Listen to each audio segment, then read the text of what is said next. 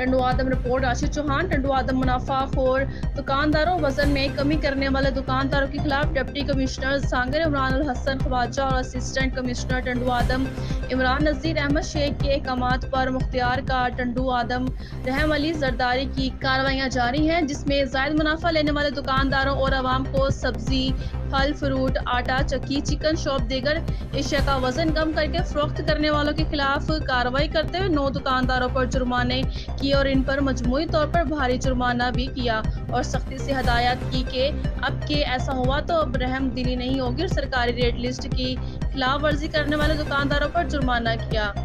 मुख्तियार का Tando Adam Raham Ali Zardari, bureau of supply and prices Shahid Ali Shah, weight inspector Javed इस मौके पर असिस्टेंट मुख्तियार का रियाज अली कैरियो और खुदा बख्श जो भी मौजूद थे।